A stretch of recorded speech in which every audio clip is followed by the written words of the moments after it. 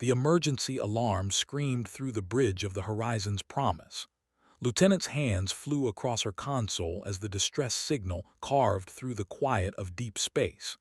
She had been monitoring routine communications when the message arrived, and now her heart pounded in her chest. "Captain Hand to the bridge," she called through the ship's communication system. Her voice stayed calm, but her fingers trembled slightly as she worked to clean up the signal. Whatever was coming through, it was bad. Captain Han arrived within moments, her dark hair still damp from the shower she had been taking. She moved with the quick efficiency of someone who had spent 20 years in space. "Report," she said, taking her seat. "Distress call from Prime, Captain. It's the colony." Pressed a button, and the message filled the bridge. The sounds that followed made everyone stop breathing. Screaming, the high-pitched cries of children, explosions in the background, and then a voice, desperate and broken, speaking in the universal trade language that all species used. "Please, anyone who can hear this. We are under attack. They have come. They are killing us. They are taking our children. Please, we have no weapons. We have no defense. We need help. Please, someone, anyone." The message cut off with a sound that made close her eyes. Captain Han stood frozen for a moment.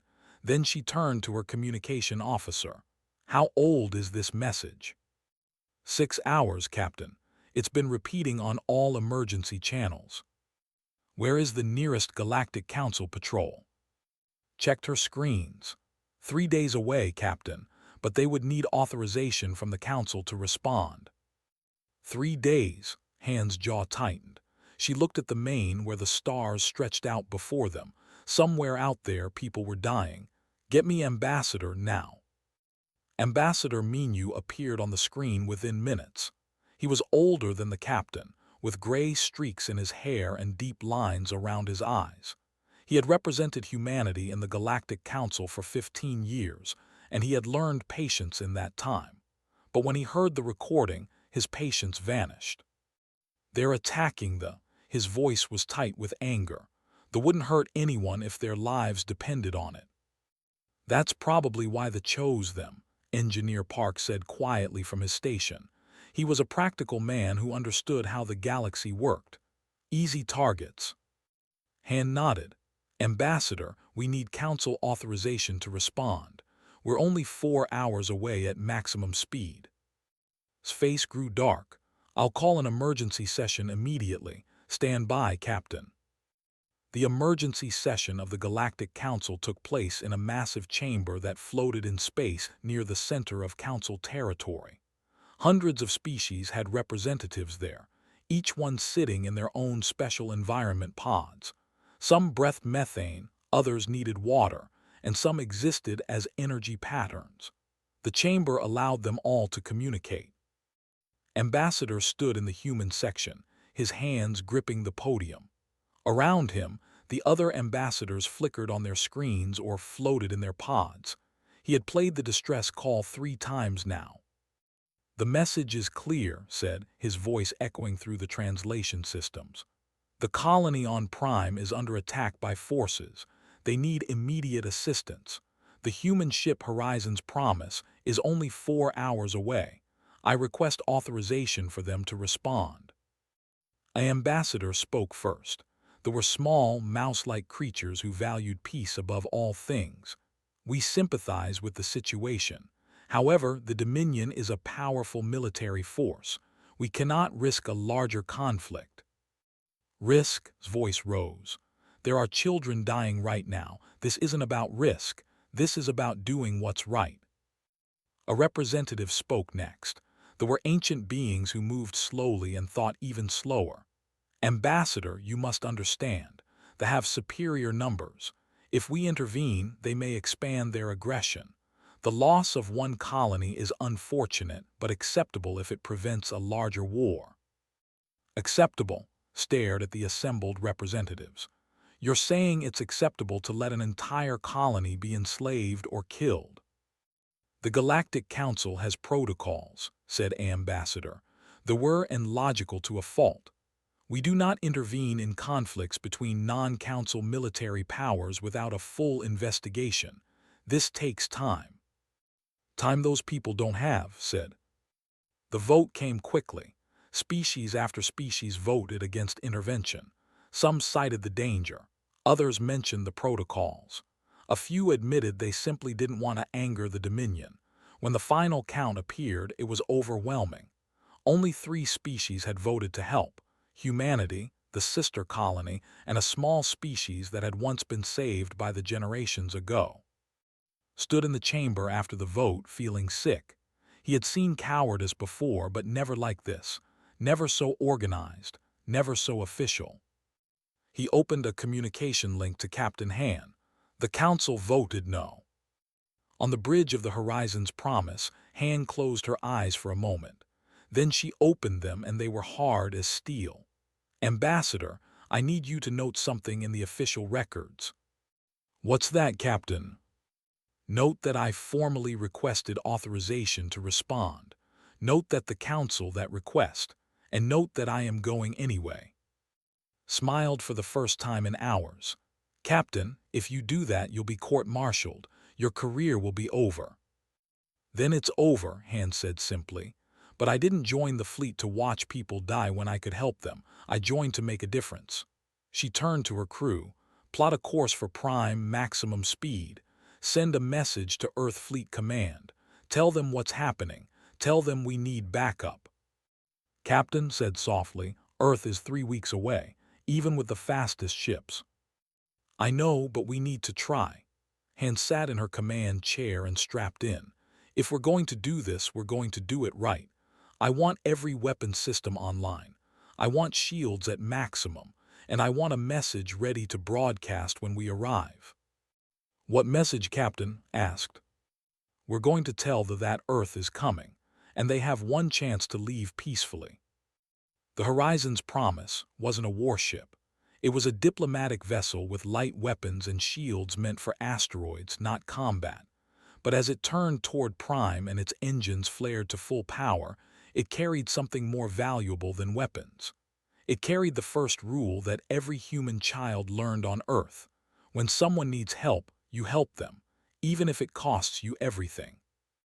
Ambassador watched on his screen as the human ship accelerated away. Then he did something he had never done before in his 15 years at the council. He walked out of the chamber without being dismissed. Behind him, dozens of species watched in confusion. They didn't understand what they had just witnessed. They had just seen what happened when you told a human that saving lives was not their problem. They had just learned that humans didn't care about protocols or politics when children were screaming for help. And somewhere, 3 weeks away, the message from the Horizon's Promise reached Earth Fleet Command. Admiral Lee Bora read it twice. Then she stood up and began giving orders. The galaxy was about to learn what humans meant when they said, "We're coming." Admiral Lee Bora stood in the command center on Earth, 300 kilometers above the planet's surface. The orbital station hummed with activity as officers moved between consoles and screens, showed ship positions across the solar system. She read the message from Captain Han one more time, then looked at the faces of her command staff. They're asking for backup, she said quietly. 1 diplomatic ship against an occupation force. Colonel stood beside her, his arms crossed over his broad chest. He was the leader of the human Marine shock troops, and he had fought in more battles than anyone else in the room. The council said no. The council said it wasn't worth the risk. Bora's voice was cold. They said 1 colony was an acceptable loss. Acceptable to who? His jaw tightened. Not to the people dying down there. Dr. Shin approached from his workstation.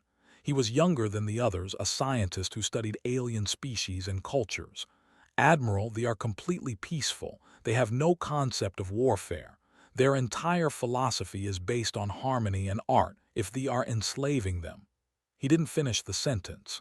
He didn't need to. Bora walked to the large window that looked down at Earth. The planet turned slowly below, blue and green and alive. Humans had come from that world. They had crawled out of caves, fought predators with teeth and claws, survived ice ages and droughts and diseases that killed millions. Earth had tried to kill humanity for thousands of years, and humanity had refused to die. "How many ships can we mobilize in 6 hours?" she asked. Her tactical officer checked his screens. "The Third Fleet is on standby. 47 warships, including 5 carriers. We can have them ready to move in 4 hours. "Do it," Bora turned back to her staff.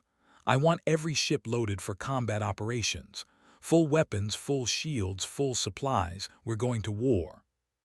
"Admiral," another officer said carefully, "we don't have council authorization. If we deploy without permission, there will be consequences." Bora smiled, but it wasn't a pleasant smile. "Let them complain after we save the—" "Colonel, how many Marines can you have ready?" 12,000 fully equipped. We can do orbital drops, ground assault, search and rescue, whatever you need." Was already planning in his head. She could see it in his eyes. "Get them ready. Dr. Shin, I need everything you know about biology and the planet they're on. I need to know how to keep them alive during a combat situation." Shin nodded quickly. "Prime is a water world, mostly oceans with island chains. They need high humidity and can't survive in dry conditions for long. They're fragile compared to most species. And Admiral, they've never seen real violence before. This will traumatize them deeply." "Then we better move fast." Bora turned to her communication officer. "Send a message to the Galactic Council. Tell them humanity is deploying a relief force to Prime. Tell them we will accept full responsibility for our actions. And tell them that if anyone wants to help, they're welcome to join us." "Yes, Admiral." "And send another message to Captain Han. Tell her help is coming. Tell her to hold on." 4 hours later, the Third Fleet assembled in formation above Earth. 47 ships, each one built in the orbital shipyards that ringed humanity's home world. They weren't pretty ships. They didn't have the elegant curves of vessels or the artistic designs of craft. Human ships were blocky, armored, and covered with weapons. They looked like what they were, tools designed by a species that had learned warfare the hard way. Admiral Bora stood on the bridge of her flagship, the Indomitable. She could see the fleet stretching out in formation. Battleships with that could punch through a mountain. Carriers loaded with fighter craft. Destroyers built for speed and striking power. And transport ships filled with Marines who were ready to fight.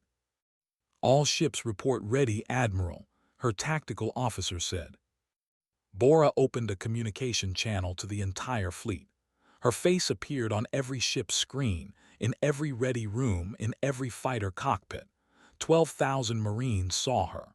4,000 ship crew members heard her voice. "This is Admiral Lee Bora. By now you all know why we're here. A peaceful species sent out a distress call. They're being attacked by an enemy that sees them as easy prey. The Galactic Council voted to do nothing. They said saving these people wasn't worth the risk. They said one colony was an acceptable loss."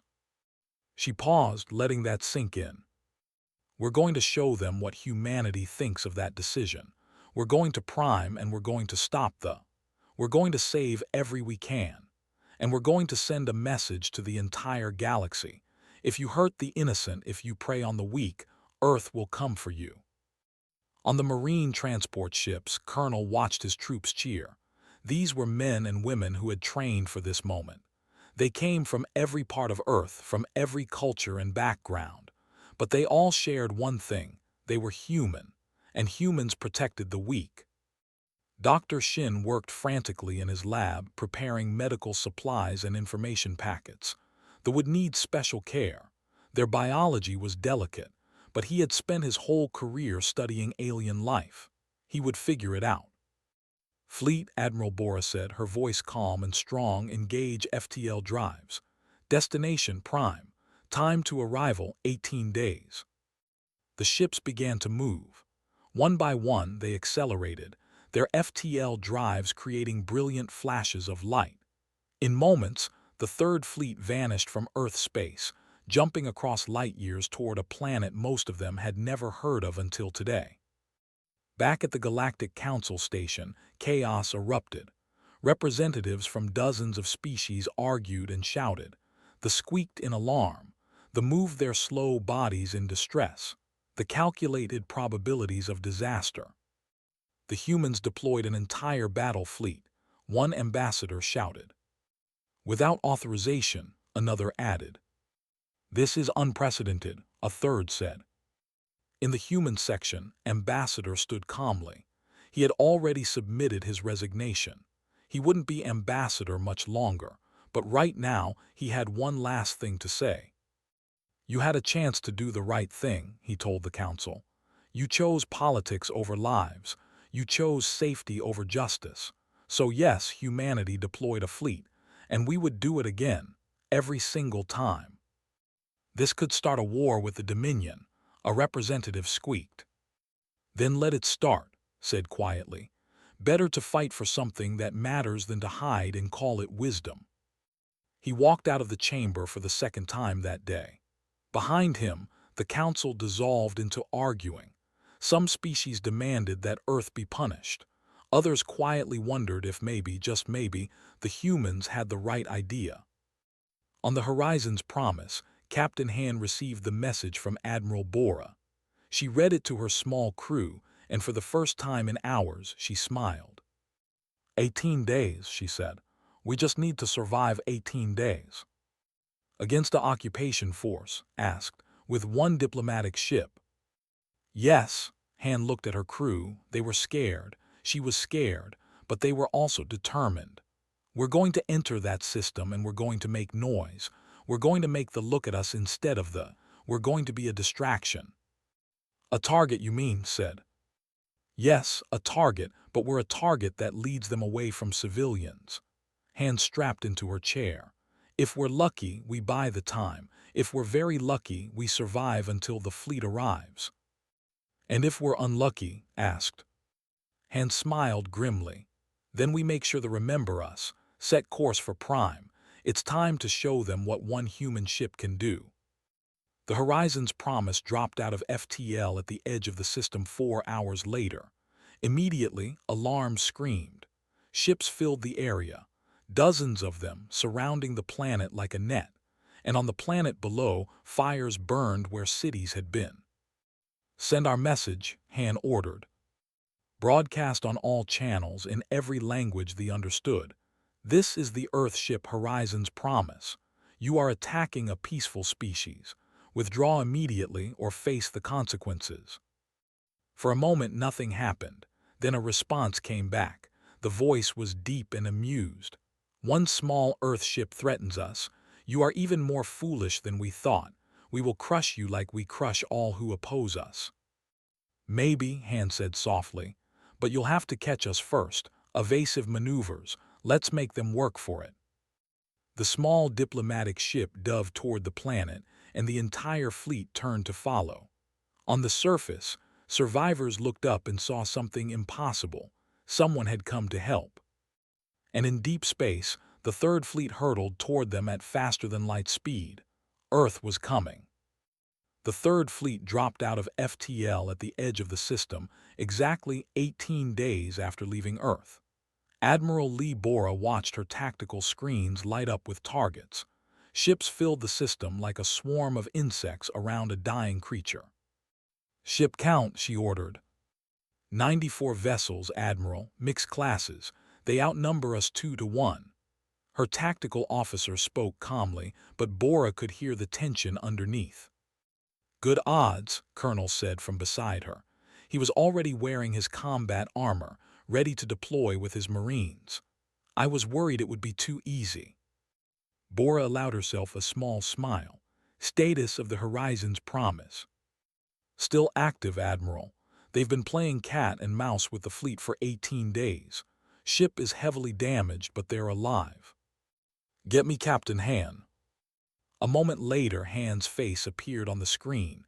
She looked exhausted. Her uniform was torn and burned in places. Behind her, smoke drifted across the bridge, but her eyes were bright and alert. Admiral Bora, good to see you. Good to see you too, Captain. Status. We've taken a beating, but we're still flying. They have been hiding in the deep ocean settlements. They haven't figured out how to reach them yet, but it's only a matter of time." Han coughed and Bora saw blood on her hand. "We kept them busy, did what we could." "You did more than that, Captain. You gave us time. Now let us return the favor. Get clear of the combat zone. We're about to make things very loud." "Understood, Admiral. And Admiral, make them pay." "Count on it." Bora closed the channel and turned to her fleet. "All ships, combat formation Delta. Carriers, launch all fighters. Marines, prepare for orbital drop. Dr. Shin, I want emergency medical stations ready for survivors." "Already prepared, Admiral." Shin's voice came through. He had spent 18 days getting ready for this moment. The fleet detected the humans immediately. A communication came through, and Bora heard the deep voice of Warlord, the commander of the occupation force. "So the Earth fleet arrives. Your little ship was annoying, but now you bring more targets. Good. We will destroy you all and teach the galaxy what happens when interfere in business." Bora opened a channel to respond, but she didn't use diplomatic language. She used the words every human understood. "You have 6 hours to withdraw from Prime. Leave now and we won't hunt you down. Stay, and we'll show you why Earth is called a, this is your only warning." Laughed. "We outnumber you 2-1. We have superior position. We have been conquering worlds while your species was still learning to make fire. You dare threaten us?" "Yes," Bora said simply. "We dare. 6 hours, starting now." She closed the channel and turned to her fleet. "They chose violence. Show them why that was a mistake. All ships engage at will." The human fleet surged forward. The ships moved to intercept, confident in their numbers. They had fought many species before. They knew how space battles worked. You formed lines, you exchanged fire at safe distances, you used shields and waited for the enemy to make mistakes. It was civilized warfare, the way the galaxy had fought for thousands of years. They had never fought humans before. Pilot led the first fighter wing off the carrier Defiant. His cockpit displays lit up with targets. Behind him, 200 fighters formed up in attack formation. The fighter screen moved to intercept, matching their pattern. "All wings," said into his communication system, "remember your training. These pilots have never fought in a gravity well. Show them what that means. Break formation on my mark. 3, 2, 1 mark." The human fighters scattered in every direction, pulling maneuvers that should have been impossible. Threw his craft into a spin that would have knocked out most alien pilots. His blood pounded in his ears as the G-forces hit him, but humans had evolved standing upright on a planet with strong gravity. Their bodies could take what would kill other species. The fighters tried to follow and found themselves hopelessly outmaneuvered. Human fighters dove and weaved and twisted through space like birds in air. They didn't fight like machines following patterns. They fought with instinct and creativity and a kind of joyful aggression that shocked their enemies. Locked onto a fighter and fired. His missiles streaked across space and punched through the enemy's shields. The ship exploded in a ball of fire. "That's one," he said calmly. "Who's keeping score?" The capital ships engaged moments later. They opened fire with their energy weapons, confident that their technology was superior. Their shields lit up as they absorbed the first human attacks. Then the second wave hit them, and their confidence began to crack. Human ships used kinetic weapons that fired chunks of metal at incredible speeds. Missiles that didn't care about energy shields because they just punched through them with raw mass and velocity. They had never faced weapons like this. Their shields worked fine against energy beams and plasma. They didn't work against a piece of metal moving at a fraction of light speed. "Target their command ship," Bora ordered. "I want to feel this personally." The Indomitable fired its main. The sound inside the ship was like thunder. The projectile crossed the distance in seconds and hit its flagship directly. The shields flickered and failed. The armor held for a moment, then cracked. The ship shuddered and began to list to one side. On his bridge, grabbed his command chair as alarm screamed. "What was that?" he roared. "Kinetic weapon, Warlord. They're using solid projectiles. Our shields can't stop them effectively." "Then use evasive maneuvers, return fire." But the human ships were already moving. They didn't sit still and exchange fire. They moved like predators, circling and striking and moving again. The fleet tried to form defensive positions, but the humans ignored all conventional tactics. They split their forces, reformed them, used the planet's gravity to slingshot around for attack runs that came from unexpected angles. "They fight like barbarians," one captain shouted on the command channel. "No," said slowly, watching his tactical display. "They fight like hunters." Colonel watched from his drop pod as the space battle raged around him. He was strapped in with 60 other Marines, all of them ready for what came next. Around them, 300 other pods launched from the transport ships. "Listen up," said to his troops. "Our job is simple. We're going down to the surface, we're finding survivors, and we're removing any who get in our way. These are scared civilians down there. Show them that humans are here to help. But if any want to fight, remember your training. We're from Earth. They're not. That makes us tougher, meaner, and harder to kill. Questions?" "Yes, sir," a young Marine named said. "What if they surrender?" "Then we accept it. We're not murderers, we're soldiers. Big difference." Checked his weapon one more time. 30 seconds to drop. See you on the ground." The pods launched. They fell through space, through the atmosphere like meteors streaking toward the planet below. The shot at them, but the pods were armored and fast. Most made it through. The ones that didn't took their Marines with them, but those Marines had known the risks. They had volunteered anyway. Sergeant's pod hit the ground hard enough to crack teeth. The door blew off with explosive charges and she rolled out with her rifle ready. Around her, the landscape was a nightmare. What had been a beautiful coastal city was now burning ruins. Bodies lay in the streets. Bodies, their colorful skin now gray and lifeless. "Contact 200 meters, someone shouted. Saw them? Soldiers tall and armored with weapons that looked too big for their bodies. They were herding a group toward a transport ship. They were crying, their huge eyes filled with terror. "Marines," said quietly, "weapons free, protect the civilians." They never saw them coming. Marines moved through the ruins like ghosts, using cover, using tactics learned from thousands of years of human warfare. They didn't charge in like heroes. They flanked, they suppressed, they moved as a team. Within minutes, the patrol was eliminated. They stared at the humans in shock and fear. They had never seen creatures like this. Humans were shorter than but moved with deadly efficiency. Their faces were hard, their eyes cold. They looked like killers. Then took off her helmet and smiled. "It's okay," she said in the trade language. "We're here to help, we're from Earth. You called for help and we came." One of an elder with purple skin patterns, stepped forward slowly. You killed them so quickly." "Yes," said honestly. "We're very good at fighting, but we're also very good at protecting. You're safe now. Come with us. We have medical teams ready." In orbit, the battle turned decisively. The fleet broke formation, ships trying to escape. Half their number were destroyed or disabled. Warlord watched his fleet fall apart and realized he had made a terrible mistake. They weren't just tough. They were killers. Efficient, creative, terrifying killers.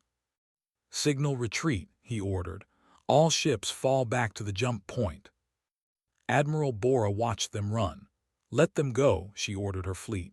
"Our job was to save the, not chase vengeance. Cease fire. Begin rescue operations."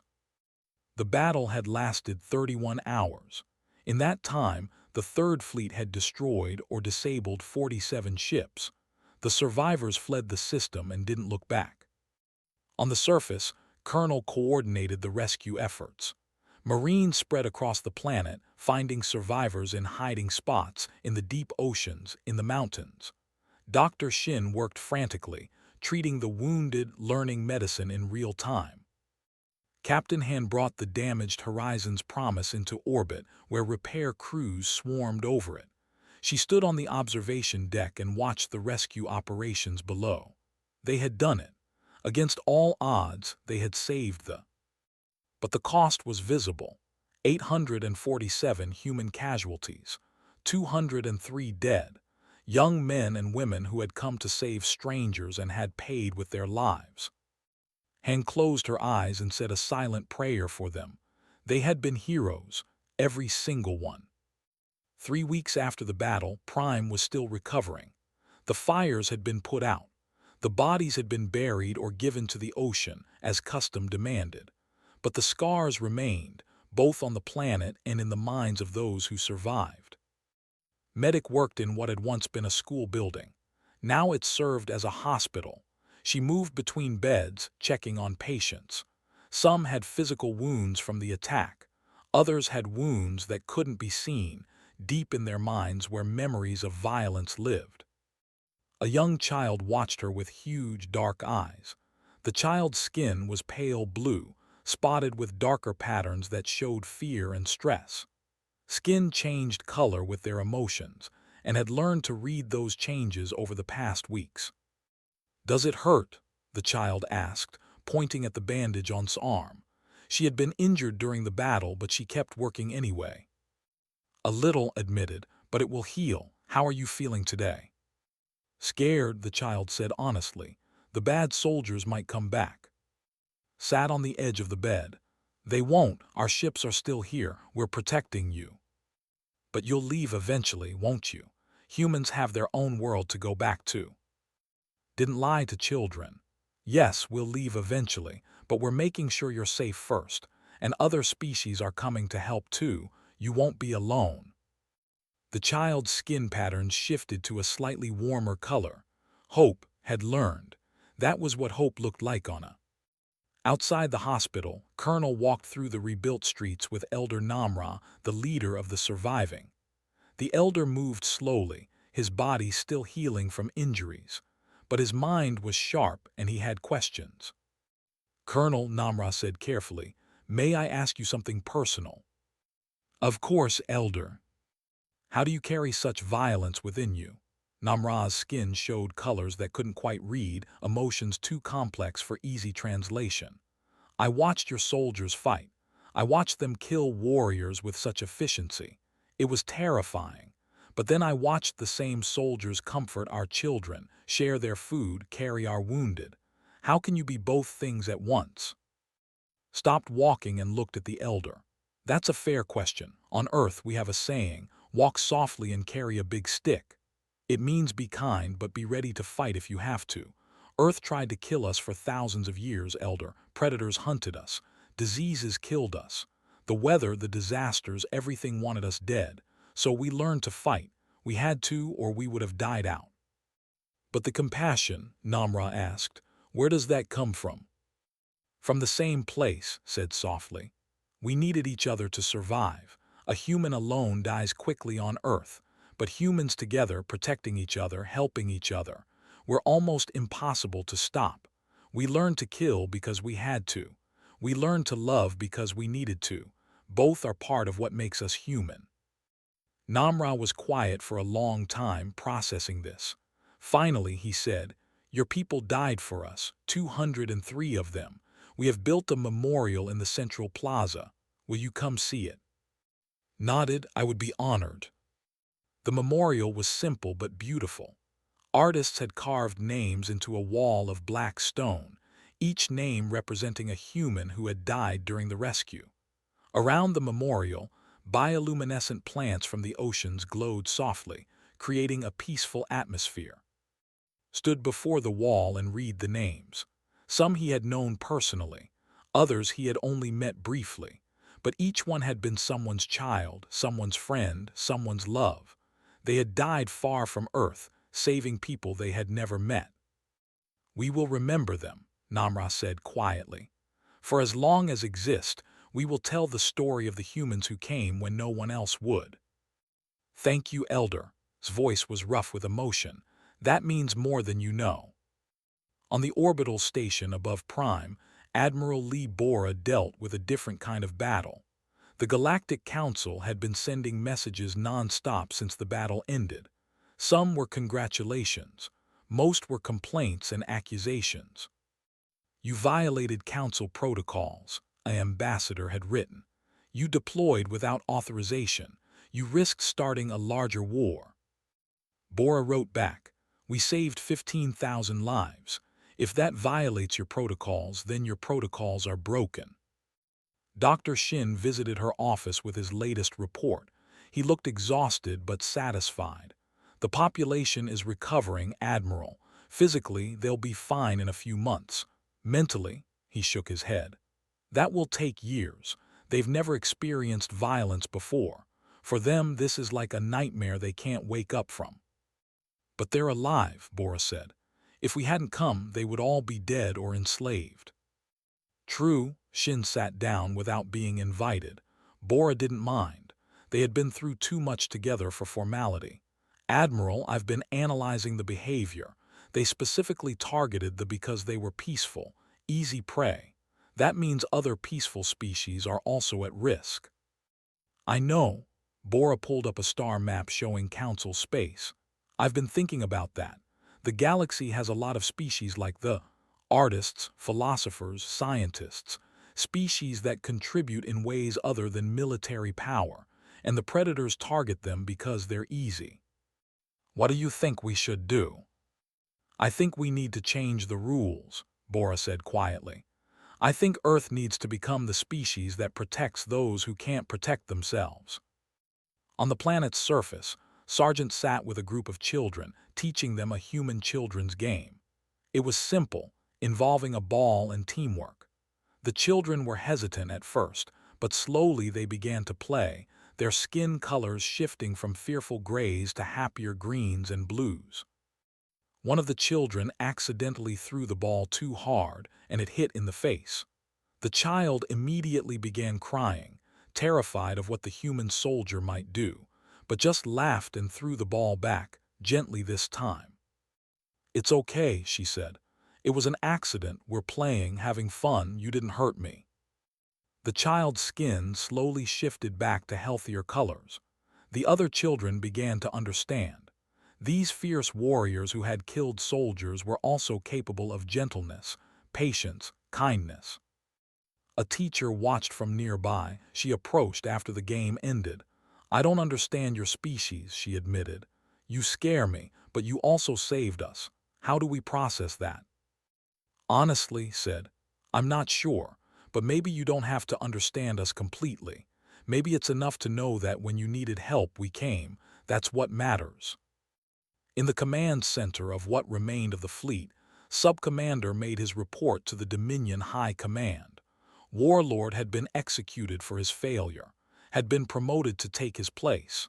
Now he had to explain what happened. "The humans fight unlike any species we have encountered," he said carefully. "They do not follow standard tactical procedures. Their weapons are primitive in concept but devastatingly effective.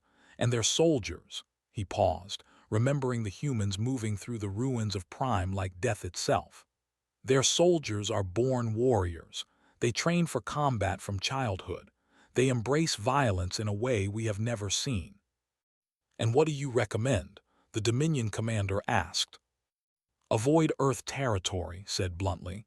"Avoid human interests. Avoid anything connected to them. They are in the truest sense. Their planet made them into killers, and they are very good at it." The message was clear. The Dominion, which had terrorized the galaxy for generations, had just learned to fear one species: humanity. Back on Prime, Captain Hand stood in the rebuilt Central Plaza with her small crew. The Horizon's Promise was repaired now, ready to fly again. But before they left, they wanted to see what they had fought for. Moved through the streets, rebuilding their lives. Children played. Artists created new works. Scientists studied the stars. Life continued because humans had given them the chance to continue. "Was it worth it?" Engineer Park asked quietly. 203 dead, 847 wounded. Was it worth that cost?" Han looked at the living, breathing city around them. "Ask them," she said, pointing at the children playing in the plaza. Ask those children if it was worth it. Ask their parents. Ask anyone who's alive because we came." "The Council will never forgive us for this," Lieutenant said.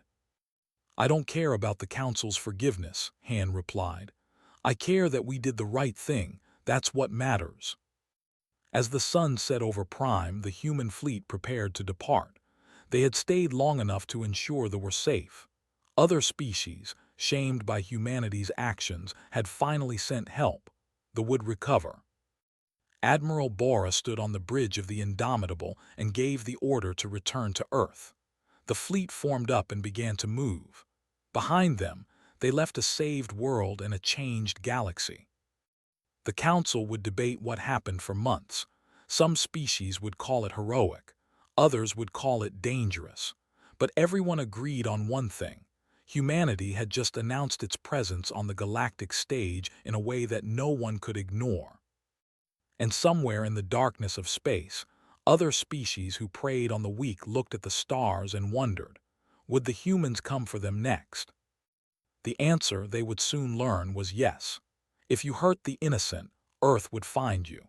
That was the promise humanity had made, written in the blood of 203 heroes who died saving strangers.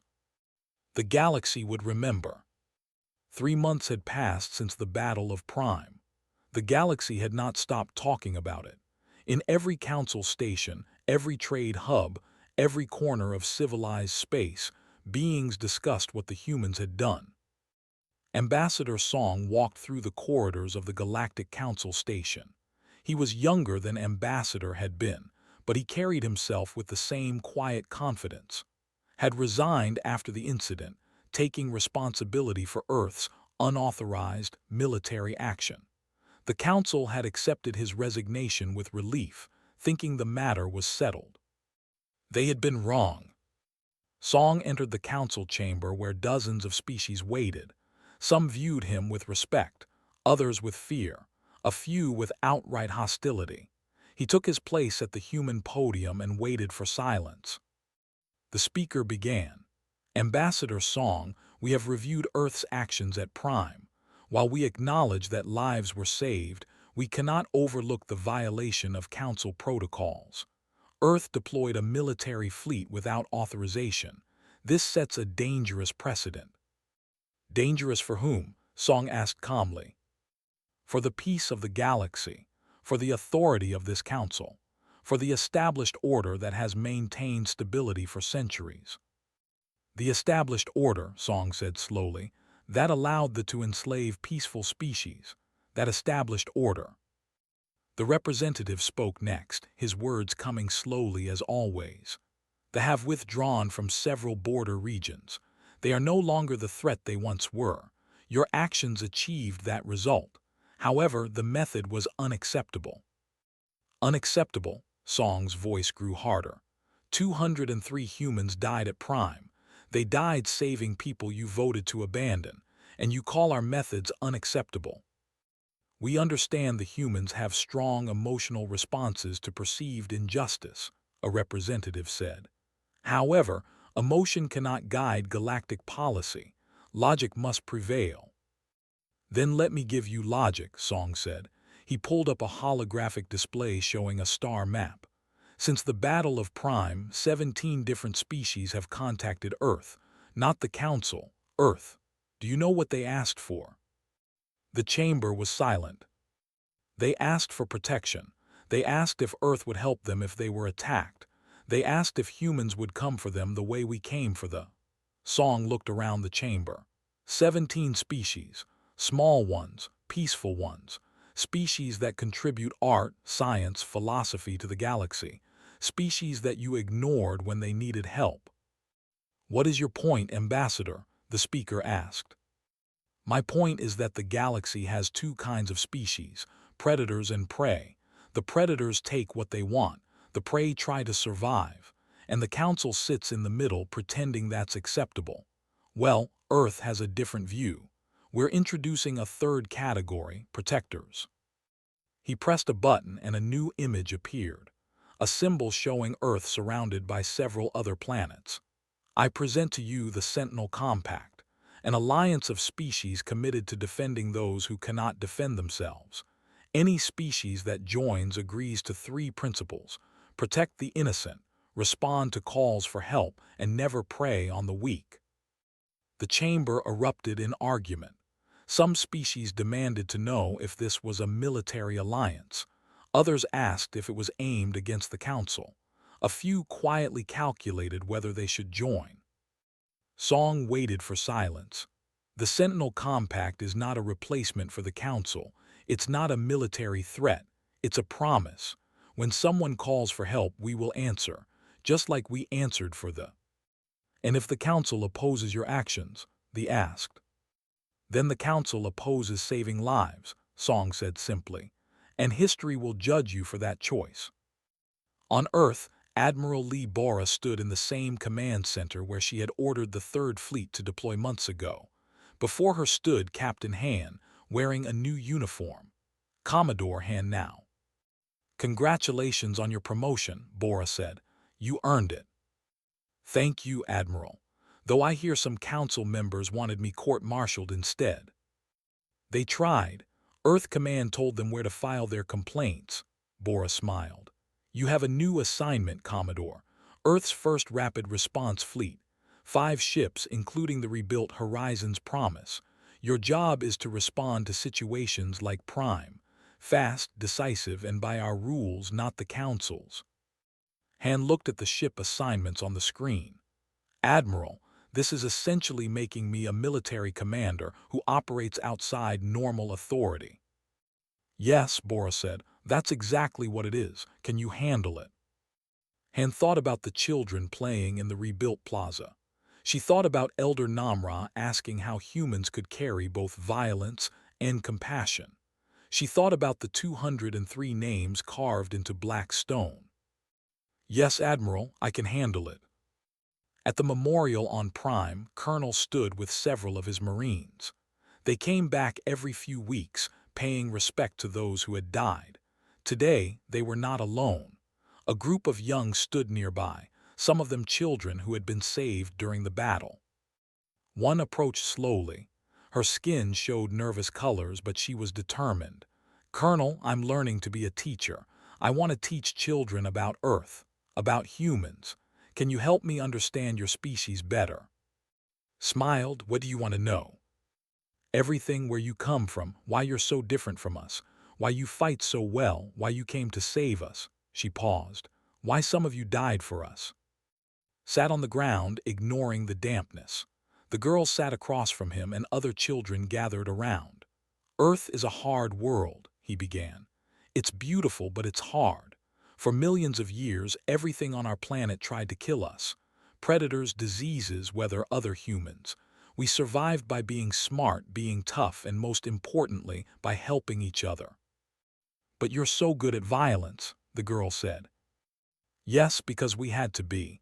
But here's what you need to understand. Humans don't love fighting. We're good at it because we had to learn. What we really love is protecting, building, creating. We fight so that others don't have to. We fight so children like you can grow up safe." "Is that why you came, to protect us?" "Yes, that's exactly why we came." The girl's skin shifted to warm, grateful colors. "Will you come if someone else needs help?" "Yes," said firmly. "We will always come. That's the promise we made. Not just to you but to ourselves. We're humans. When someone needs help, we answer." In the depths of space, far from Council territory, the message spread through dark channels. Species that operated in the shadows, that profited from others' suffering, that preyed on the weak, all heard the same warning. Earth is watching. Some laughed it off. Some planned carefully. But all of them remembered what happened to the mighty Dominion that had terrorized the galaxy for generations had been humiliated by a single human fleet. Their survivors spoke of human weapons that ignored shields, human tactics that made no sense but worked anyway, human soldiers who fought like creatures born for war. Dr. Shin published his research on cross-species cooperation. It became required reading in diplomatic schools across the galaxy. In it, he explained how Earth's harsh environment had created a species, uniquely suited for both conflict and compassion. He argued that humanity's experience could help the galaxy move beyond the simple predator-prey dynamic. Some species listened, others ignored him, but everyone remembered his central point. Humans don't fight for territory or resources, they fight for principles, and that makes them unpredictable, dangerous, but also potentially valuable as allies. Back in the council chamber, Ambassador Song finished his presentation about the Sentinel Compact. The vote came down to a split decision. The council would not officially recognize the compact, but they would not oppose it either. It was the political compromise that satisfied no one and changed nothing. Song expected this.